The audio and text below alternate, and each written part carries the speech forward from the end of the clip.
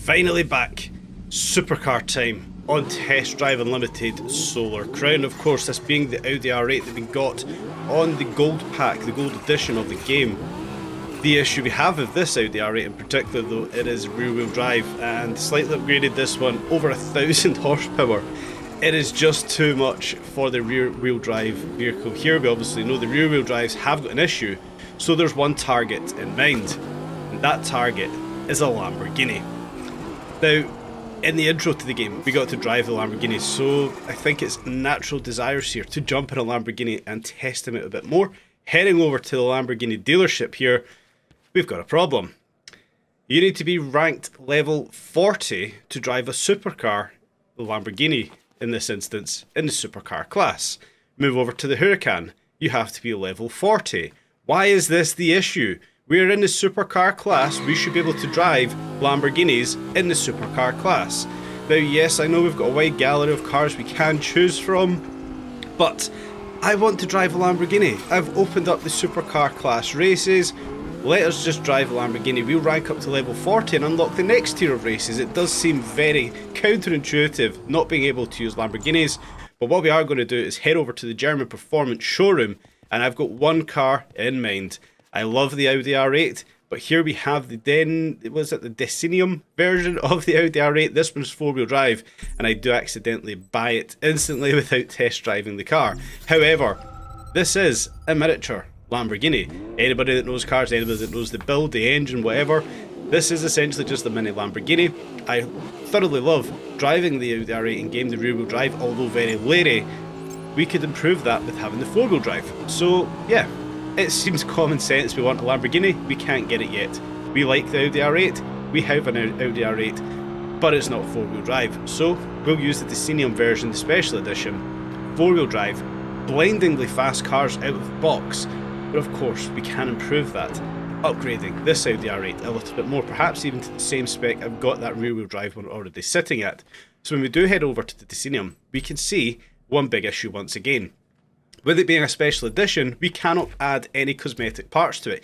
Even though we have the alert, there are new cosmetic parts, we cannot add new cosmetic parts to this R8. Another mind-boggling issue with this game. We'll get into that one in another video, but what we can see here, we're going to chuck loads of performance upgrades. We've of course opened up the second slot of performance upgrades.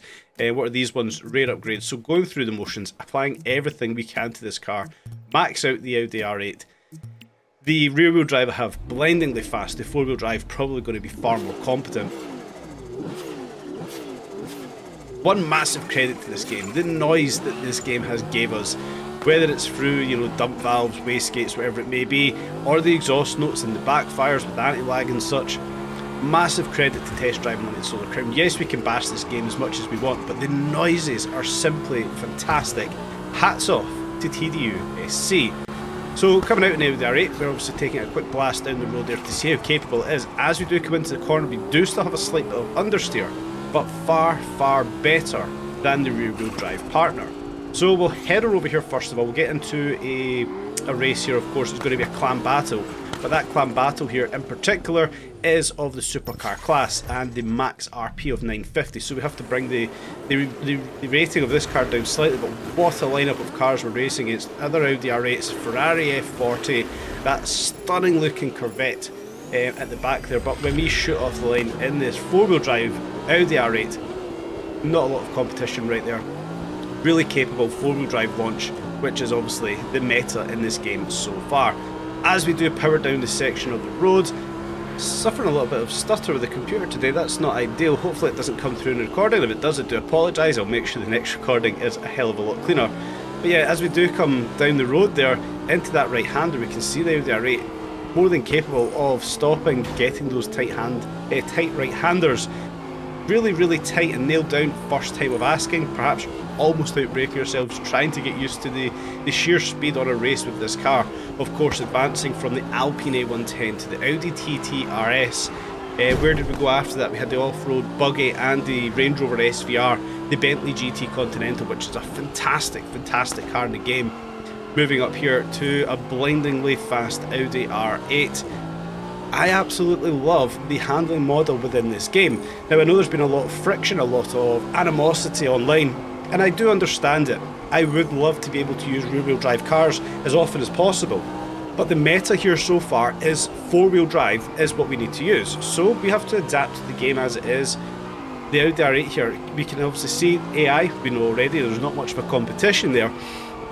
But this Audi R8 is far more than competitive in these races. It's blindingly quick. Navigating up through that the right and left hand tight section there, more than capable of being competitive in these races when we start to advance forward, have some real races as we clatter into a taxi there. As we do start to get into some rival races, some instant challenges, this car is going to be far more than capable of competing against some other racers in this game. Yes, I do still feel the Lamborghinis are going to be faster. I know for a fact that they're faster. But that issue we do have, without being ranked 40 in terms of XP, well, we're going to have to do with what we have. And yes, it's unfortunate, but we make with what we have, and the Audi R8 we can just see is just simply a fantastic car to be rallying up through this course. We've got about 15% or so of this track left, absolutely no issue at all in this clan battle. The Audi R8 really nailing it through the course, nice through that tight left-hander, big sweeping right-hander here. Hopefully we navigate that one just as cleanly. Maybe could have done that in one full motion, but not this time out. Round the left-hander, over the line, and a nice easy win once again for the Audi R8 on the ranking of level 50. Now going forward, we'll move into some other races where our ranking level does drop down, and we have a wet race. Now this race in particular, we were capped at 750 I believe for the Cars RP, but once again we've got that four-wheel drive and we will no doubt launch off the line fantastically well, leaving that Ferrari F40 sitting on the line. Two-lap track this time out, and a very wet one at that, so it's going to be interesting to see how we handle coming down into that right-hander. We do indeed go very wide across the track that time out. Again, when we talk about handling models, I do really appreciate how Test Drive have... Oh, we go really wide, we take out that wall. I do really appreciate how Test Drive have implemented the wet weather handling. Now, there's a vast difference, of course, as we would expect, of wet weather and dry weather handling. But to the level that Test Drive have implemented this on a street racing game, I think is absolutely fantastic. Then add on the fact that, perhaps you've got semi-slick tyres fitted to the car, you have absolutely no hope of driving that car with any aggression. So I think that's, again, another massive credit with all the animosity and the aggression that this game has created on its launch. When we start to pick out the good things of this game, massive credit, a huge power slide at top end speed there as we come down into a tight hairpin here. Are we going to get slowed down in time? It's going to be very close, and we don't. We fall off the edge of the cliff. We'll quickly reset that one back onto the road, and we must remember that for the second lap. But yeah, like I was mentioning there, we must take our hats off to Test Drive for the things that they have got right. Exhaust noises, engine noises, wastegates, turbos, everything that they've done for the car physical noises, fantastic. Wet weather handling, dry weather handling, the mass difference we have between them. Again, I do think that is another feather in the cap of this game. Yes, there are perhaps more feathers in the back. Oh, sorry, that's actually a really bad analogy. There are more bad points than there are good points with this game. I will not lie, I will not gloss over that fact. But things this game has got right, boy oh boy, they have got it right. Moving on to this race, I've not really spoke much about it, we have a quick commentary of it. Making a mess of that left-hander, having to use a bit of handbrake to get the back end round before we clip the mountainside there. Take this left-hander and we come back onto the power section of this circuit. We can really get the foot down in the Audi R8. We can see just how capable this one is. Yes, we're not at our max ranking, we are, detuned essentially. I think it was 750, perhaps 850 for the car ranking here. But we're still topping 180, 190 miles an hour coming down the big straight here, once again going very wide, managing to miss the lamppost on the outside there. But as we do come back down into this tight section, we will not outbrake ourselves this time. We managed to slow down, we managed to navigate both left-hand hairpins here perfectly fine, and we power up to the line once again. No effort, no struggle with the AI. One thing that Test Drive, in my opinion, must improve. So we're heading over, and we'll maybe knock out another couple of races here. Really enjoying racing the Audi R8. supercar category. It was something I think everybody's looking forward to. Of course, we will move on soon to the hypercar category. But using the supercars, it's something everybody wants to do, and having so much fun in the Audi R8. So once again we can see another wet weather race, another race ranked at 750, so detuned car once again, but a fantastic selection of cars: McLarens, Audi R8s, Lamborghinis, the new Ford GT. Great selection of cars we're coming up against. We just managed to squeeze through the gap, thread the needle of the Corvette and the Ford GT here. Very wet road surface here, being very cautious around that big sweeping right-hander. Yeah, you can literally feel the loss of traction as you're coming around the corners. I do think what they have done with the handling model of the wet weather is simply fantastic. Heavily outbraking ourselves there. Really, I actually think we locked up there with no ABS enabled in the game. Have that turned off. Yeah, locking up, going into the barrier. More cautious on this right-hander, perhaps too cautious. We could have taken that one a lot quicker. Nonetheless, we have powered away. AI not really near us whatsoever. Want to get those headlights on. Don't like how dark that is without the lights on, so we've got lights on now, everything looks good. Down into the left hand hairpin, perhaps a bit more cautious into this one. Cautious was the right way. We almost took ourselves forward into the barrier there, 25% through the race, this domination race, and we don't have any AI challenging us. I think I've spoken about AI in every single video. The level of AI, it really isn't there. We really want to see that one improve, or in future videos, perhaps when we get to the hypercar video next time out, not next time out, there's going to be a couple of videos before that actually, we may just have to find rival races and have some real races on recording. Tight hairpin here, can we get a power slide going on? Yes we can. Okay, so the cars aren't actually that far. There's one car actually quite close behind, not overly close, but you know, relatively close compared to other races. But I do imagine coming down this straight, we're simply going to drift away from the AI. I don't really think we're going to have much trouble, much competition at all coming through the last section, or the last 50% of this race, as we outbrake ourselves, take out that barrier on the outside. We want to tighten this race up a little bit. We're a bit too messy here. Domination, I don't think we're going to have any issues, but we still want to have cleaner racing. Come back up through, yeah, nice little hairpin there. Could have done that one a little bit nicer, but it's all good. Tight right-hander up ahead.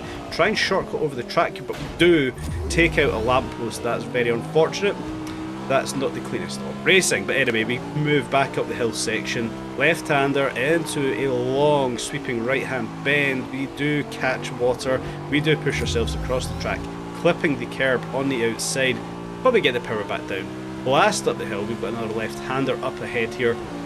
Once again, we can see from that minimap, the AI are essentially nowhere to be seen, and it looks like this is going to be another breeze for the R8, the four-wheel drive R8. I do feel this has been a good choice. Yes, I did go out and I did play about with the rear-wheel drive Audi R8, but when you start putting 1100 horsepower through the rear wheels of an Audi R8, you then put it on a wet road surface, there's just no hope of driving that car competitively in games. The four-wheel drive version, yeah, fantastic choice. Without being able to get into a Lamborghini, going into the mini Lamborghini, the Audi R8 does seem to be a fantastic choice so far, taking out 2x for that domination, up to 1700 points now as we do come up to the line. 500 points ahead of the second place. Yeah, we really want tougher AI. I personally want tougher AI, but we will get onto that one in another video. Another race knocked off, another race win for the supercar category. We'll push on and get on with the last race for today. A new discovery here. I've not been up to this part of the island just yet, so we'll maybe do a bit of exploring around here after today's race to finish off. Time trial. Trip around the peninsula, 3 minutes 35 to beat. I don't think we're going to have many problems here with the Audi R8. Four-wheel drive launch, get that rev match up there, bang into action, off the line. Absolute wishes. Fantastic four-wheel drive launch. Now, when we look at this time trial in particular, we're obviously capped all the way down. I think this was 700, perhaps 750 for the max ranking for the car. When we get through this, I've obviously done this race, I'm doing the voiceover after. When we can see just how vast and expansive this race is, without much need for braking or cornering, I would have liked to have seen this have a higher RP. Now we can already see we're maxing out 5th gear here, we're about to drop down into 6th I think. A couple of tighter corners, or a couple of corners there rather, so not quite dropping into 6th gear just yet. But this one here gives us such a bigger opportunity to have higher RP, faster or more power behind our car, faster track progression.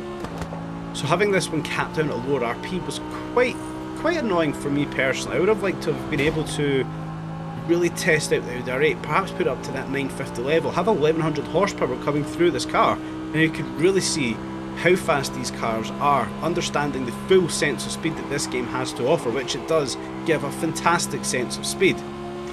This track in particular, we really could have done something special with this one, have the fastest cars doing the fastest times, make this one really competitive. I won't talk too much about that leaderboard, the amount of cheating online.